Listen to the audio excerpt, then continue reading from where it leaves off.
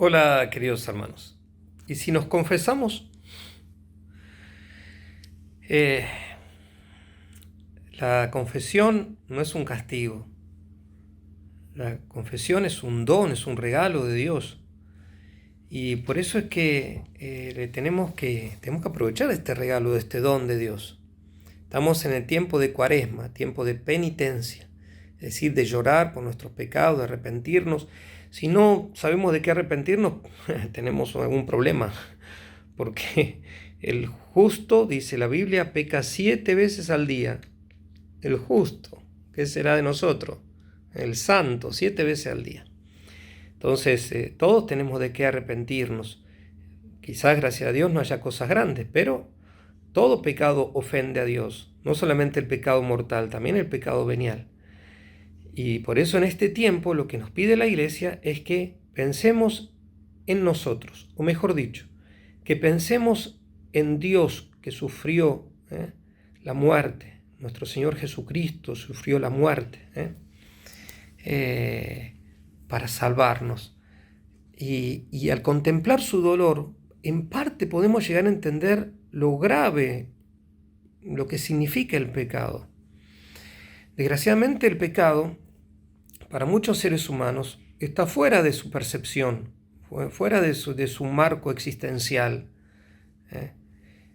Pero lo peor es que esto le pase a los cristianos y particularmente a los católicos. A mí me duele que todos se olviden de Dios, pero que pase en parroquias, en iglesias, donde no se habla del pecado.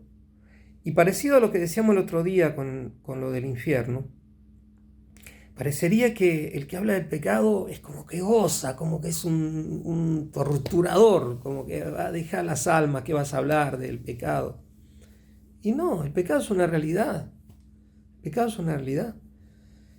Es una enfermedad del alma, a la diferencia que esa enfermedad, si es pecado, es voluntaria. Porque uno puede tener defectos espirituales, uno puede sufrir tentaciones, pero si uno llegó a pecado, quiere decir que voluntariamente uno aceptó tal cosa, uno aceptó tal hecho. Y por eso es que en este momento, en este tiempo, 40 días, lo que nos pide la Iglesia es que pensemos en Jesús crucificado. Pensemos que nosotros, cada uno de nosotros tiene que decir yo, vos, tú. Yo soy la causa de la muerte de Jesús.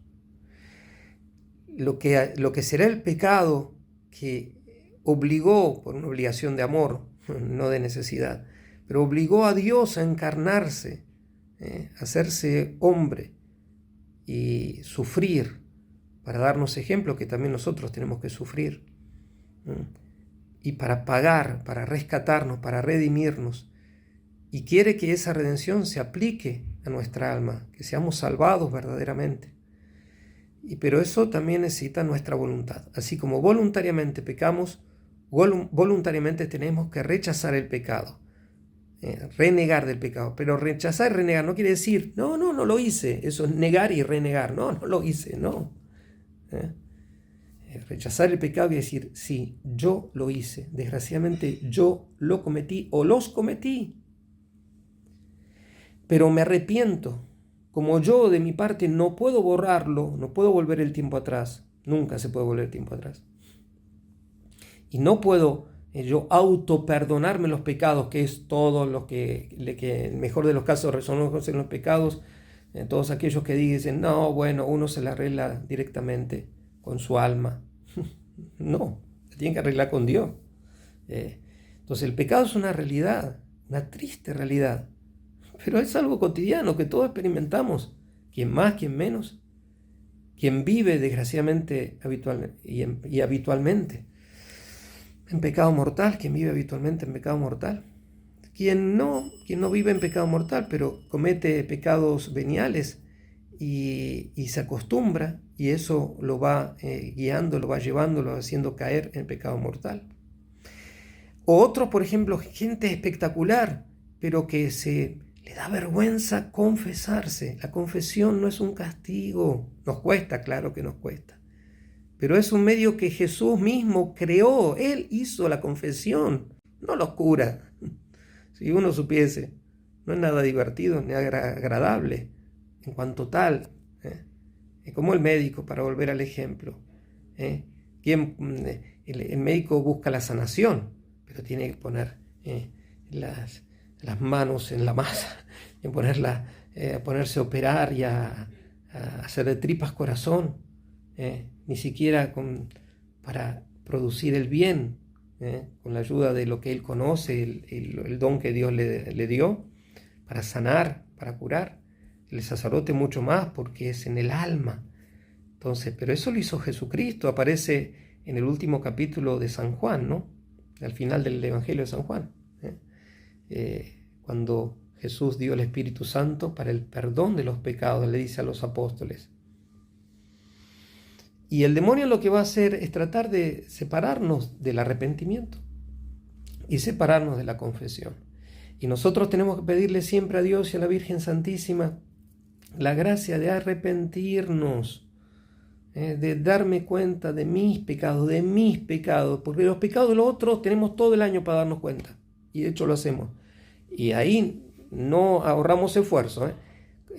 Mismo vemos las circunstancias, vemos la gravedad, no, y lo hizo con intención, y lo hizo así, lo hizo en público, y lo hizo con otro, y lo hizo solo, lo hizo por maldad, lo hizo por debilidad, lo hizo para jorobarme, lo hizo.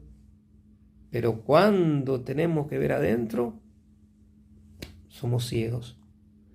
Por eso hay que pedirle mucho a la Virgen, por eso que hay que meditar en silencio. La meditación es un tesoro del cristianismo, del catolicismo.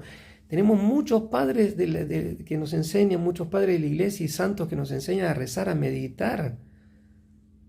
Ya se los dije alguna vez hablaremos más del tema. No hace falta recurrir a cosas que no sean cristianas para aprender a meditar. Al punto tal que para muchos católicos en el mundo, casi sinónimo de meditar son las técnicas orientales.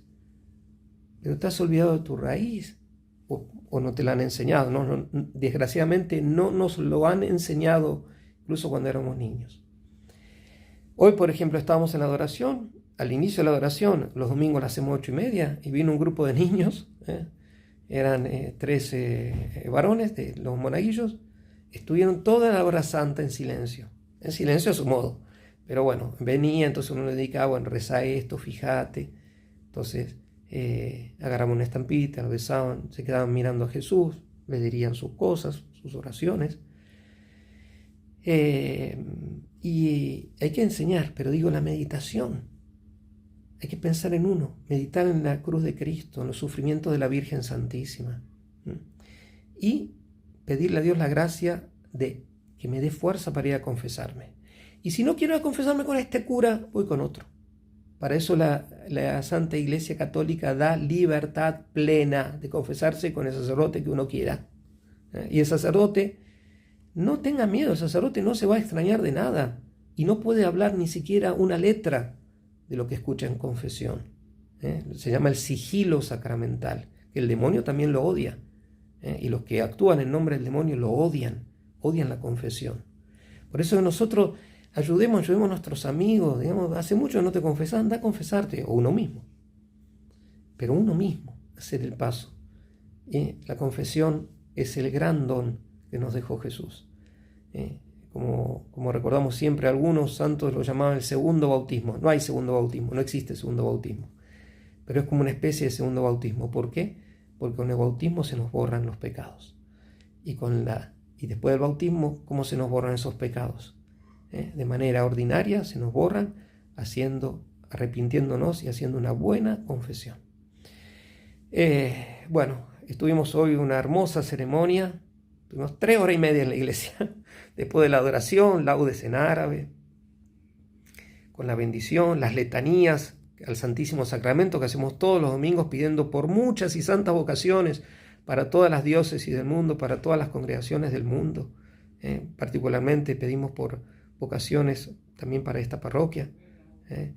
Y después, bueno, tuvimos la Santa Misa y después el saludo de siempre después de la misa, el ágape. Que la Virgen Santísima nos conceda la gracia de una verdadera conversión. Muy feliz domingo y no dejen de rezar por la paz porque la situación está muy mal. Que los bendiga Dios Todopoderoso, Padre, Hijo y Espíritu Santo. Amén. Hasta mañana si Dios quiere.